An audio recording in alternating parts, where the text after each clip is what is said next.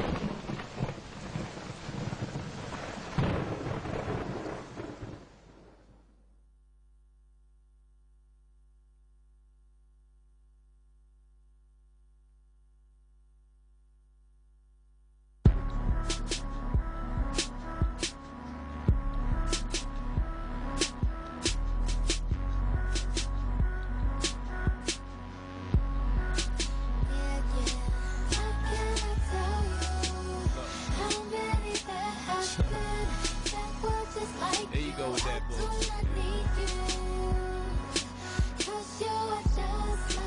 Alright, what you got?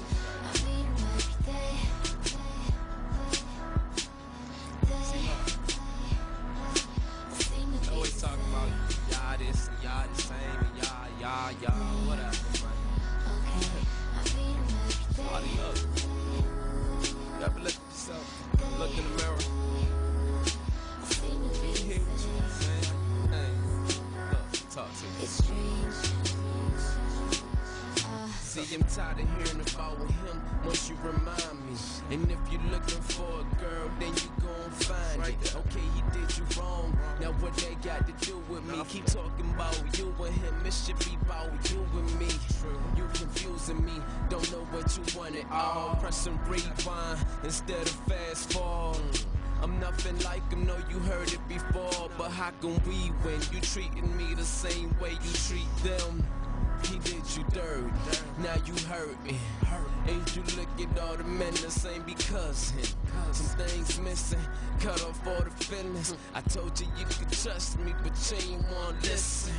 Shorty tripping, accusing me of doing something that I didn't. I mean you cool, but I don't like how you thinking. So distant, I thought that you was different, real pretty and smart with the damaged heart.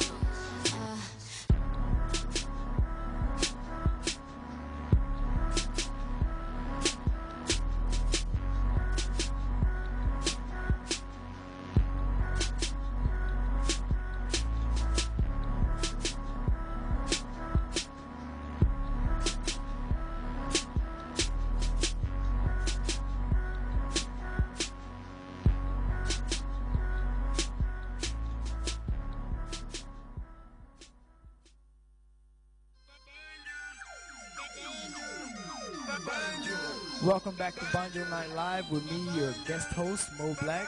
Got my man Double O to the last letter in the building. What's up, man? Yeah, what's up, man? This is boy Ooze, Double O to the last letter. Banjo Night Live, we in here.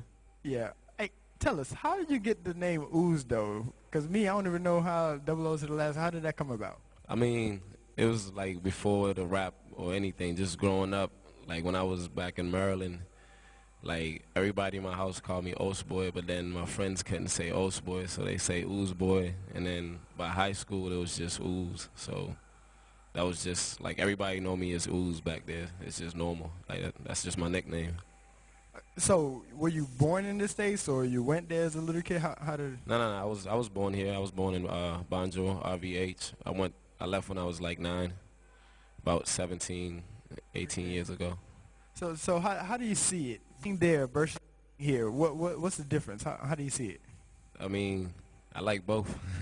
I mean, it's like the difference is always the little things. Like when you're here, you miss some things there when you there, some things you can't get here. So it's like it's it's different, man. It's a lot different, but basically at the end of the day, everything's the same. Everybody's trying to make it, trying to survive or whatever. So this is the same thing, just different hustles, more Yes. opportunities there. So if you had a choice between Maryland and Gambia, which one? What do you mean the choice? Okay, you had to save one. Oh, Both were about to blow that's- up. that's Which not- one would you save?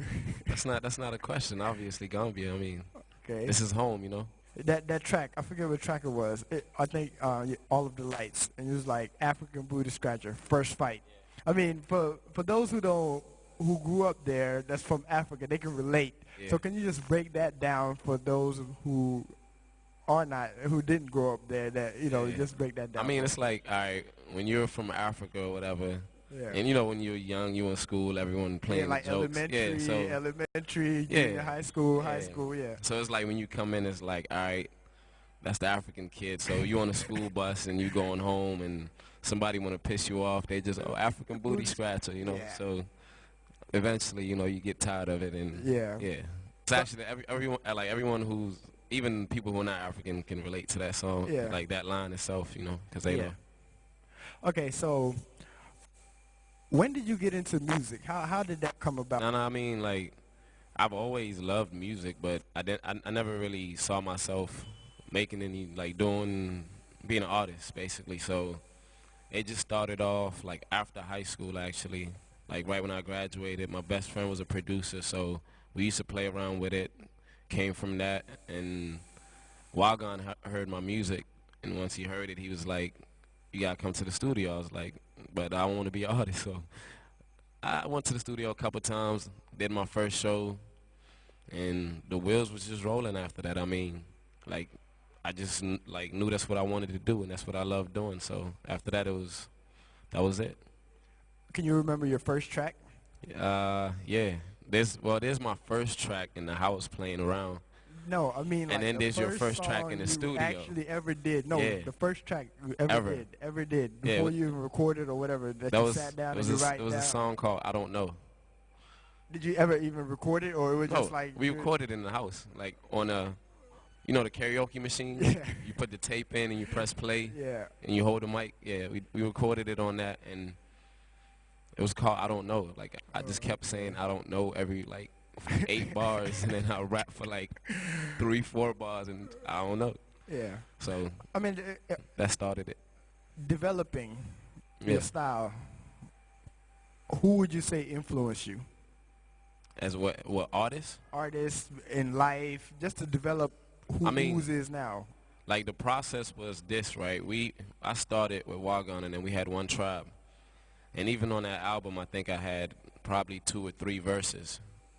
So when I came into it, it was more like, all right, I sat and I looked at what I needed to do to make myself better.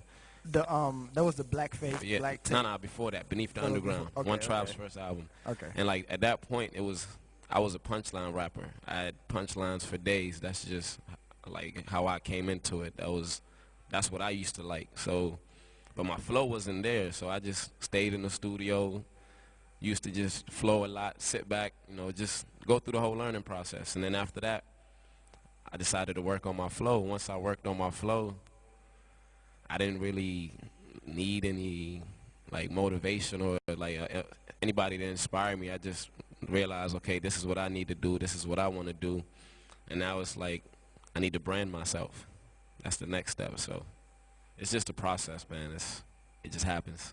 Okay, so your bangers, from Bang, Bang, Yeah. Chill Suicide. Yeah. What's the other one? Different-ish. CNN La De Neka. CNN, La De Deca. Those tracks, when you in the Gambia, because I mean it's huge around here. How does that make you feel? I mean, it's motivation. It just makes me feel like I gotta work. I gotta work. I gotta do it, because it's like I appreciate it. So, first of all, I appreciate it. It makes me, I remember the first time I came back to the first open mic that I ever performed at. It wasn't even a festival. When I came back and I saw the reaction, and it's like people knew the words to the song. It's like it was motivation. Like I was like, oh,